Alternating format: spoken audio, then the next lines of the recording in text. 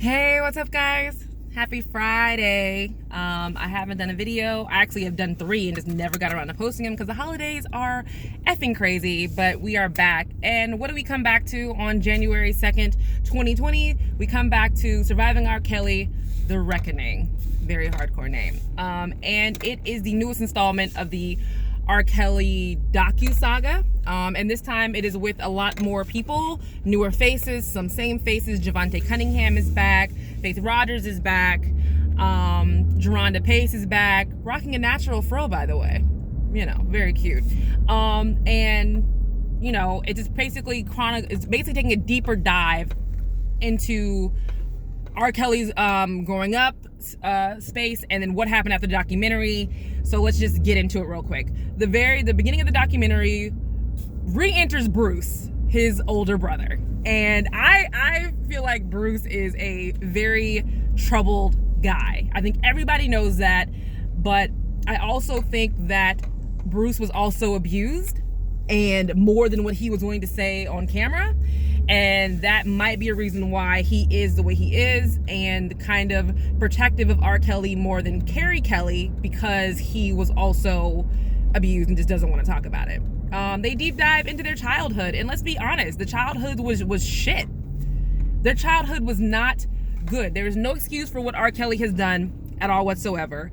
But when you look at the fact that they had an older man in the neighborhood, Uncle Henry, or whatever they used to call him, like the old guy in the neighborhood, used to be the nice guy who went to the farm and brought the fruit and was such a good guy. And oh yeah, you can go to Mr. Henry's house, that's fine. Because we know a lot of moms, single moms, when there was a good man in the neighborhood that everybody thought it was completely okay for you to go to that guy's house because your mom knew you were going to be okay and that guy was a good guy. He would never do that. Well, Mr. Henry, they were all sitting there eating one day, or just at Mr. Henry's house, and he had no pants on, underwear though, and he pulled his private parts out of his shorts and started holding it in front of r.kelly, Bruce Kelly, and Robert Kelly, and they all darted for the door like you would hope most kids would do. You don't want any child sitting in an uncomfortable situation, and they ran home. I don't think they told anybody that time. But Robert went back over there for some reason, and something happened to him. No one knows exactly what happened, but they all believe that he might have been molested at that time. They told his mom. The mom told the neighborhood, and the neighborhood did what neighborhood should do. Brought him out into the middle of the street and beat his butt. And the cops did what I feel like cops should have done, and kind of just stood there like, all right, well, we're just gonna let this happen, and then we'll take him to jail.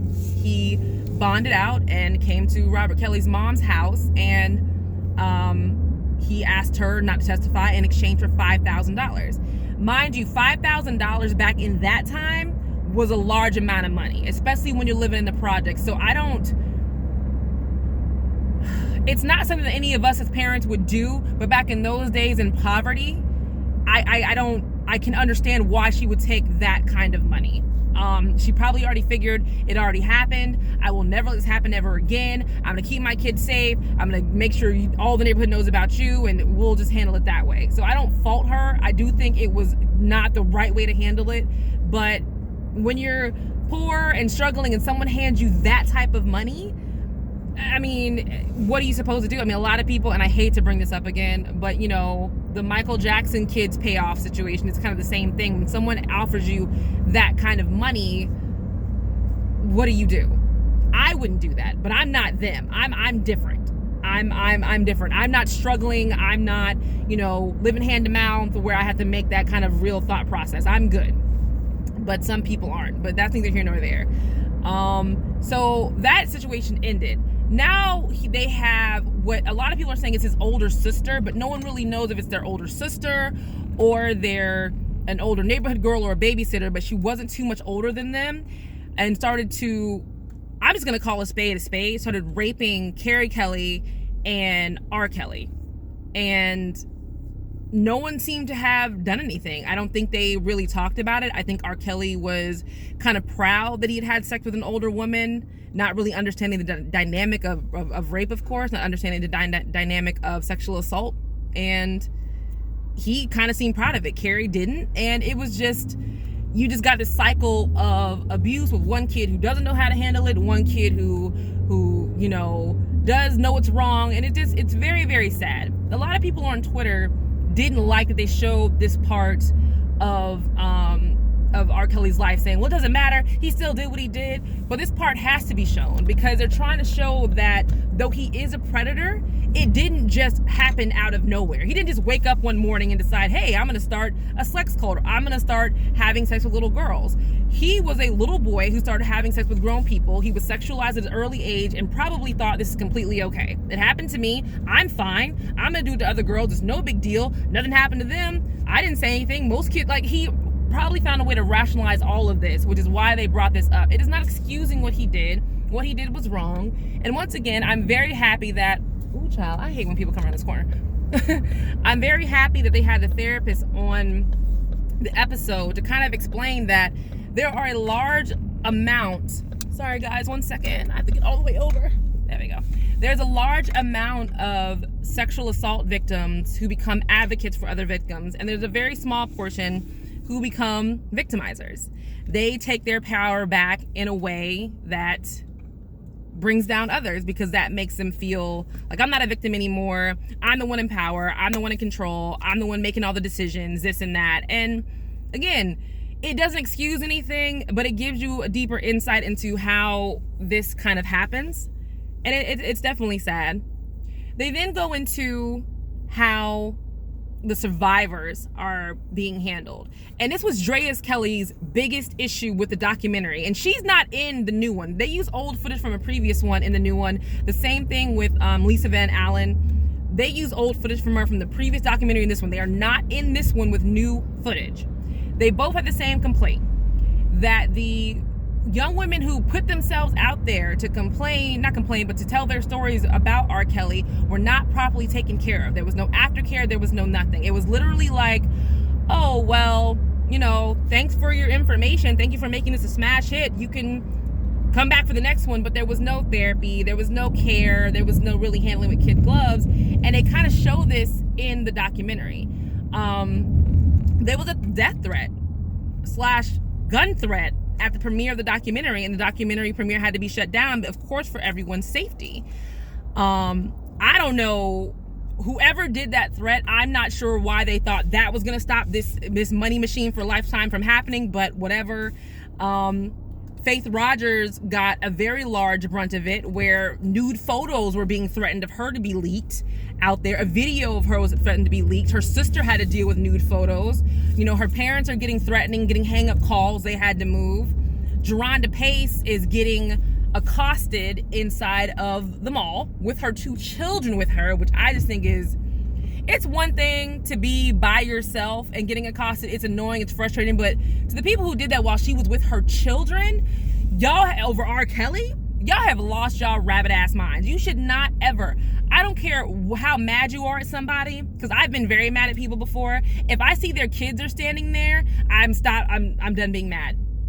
There's actually a person in my life right now who I really cannot stand. I cannot stand this person at all. But when this person and I are around each other, because she's with her family, because she's with her child, I am very nice, I'm very happy, I'm very kissy, I'm very lovey, but just, because you kind of have to be that way when you're around people that you don't like or tolerate. You don't, when they're with their children.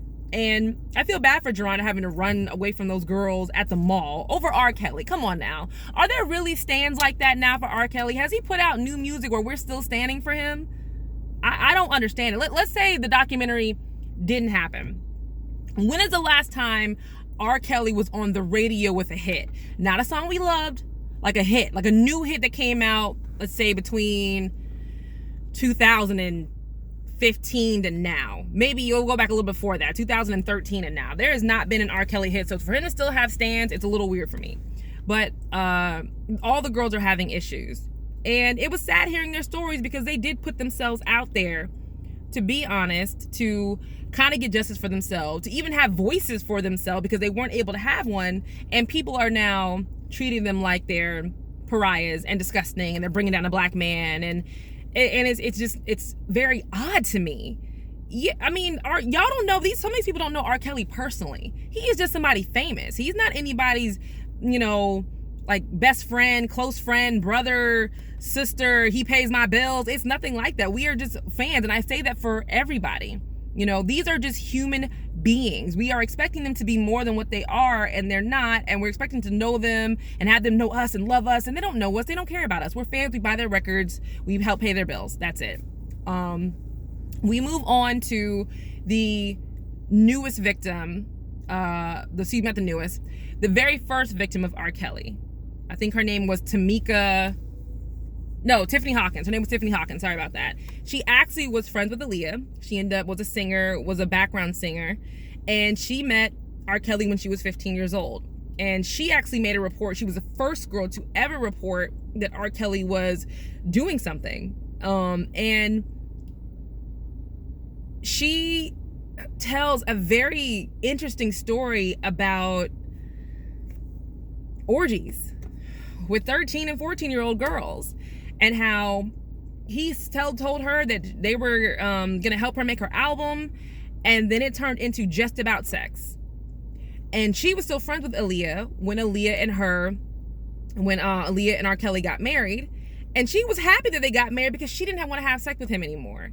And that's so sad that a girl that young just wanted to stop but didn't know how to make it stop.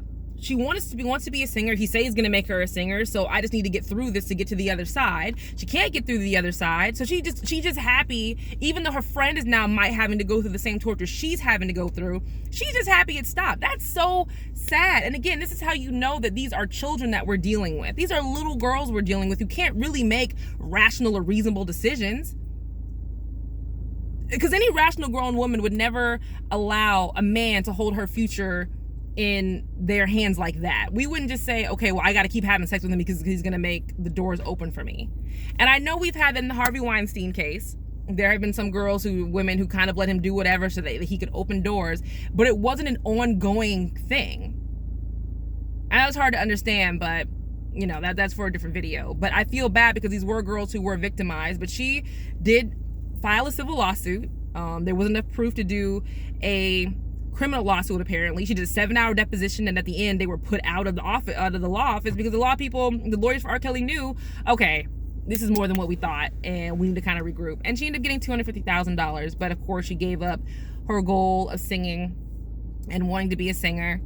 And they start bringing out another girl. Also, side note, it was established that Javante Cunningham did have sex with R. Kelly, which I think all of us knew in the first documentary. I just think we were just waiting on confirmation, but I think it was mentioned from what I heard. Javante had sex with him, which now makes more sense why she felt so just like he ruined so many lives and he did this and he did that, because I feel like she was also hurt too. The same way the other girl, whose name I can't remember, the light-skinned woman, was having sex with R. Kelly, and then she saw him have sex with another girl and all of a sudden felt less special. These girls were traumatized. I mean, as grown women, when we're dating a man and we see that man out with another woman, we're already heartbroken. We're upset. We're just like, why would he do that? Imagine being a teenage girl and you're with somebody famous and you're with somebody who makes you feel like you're wanted and you don't feel wanted anywhere else, and now he's with another girl. That's devastating if you're a child, if you're a teenager. Trying to think about what else that I thought was interesting, because I had to watch the ending of this in the morning when I was in the gym this morning.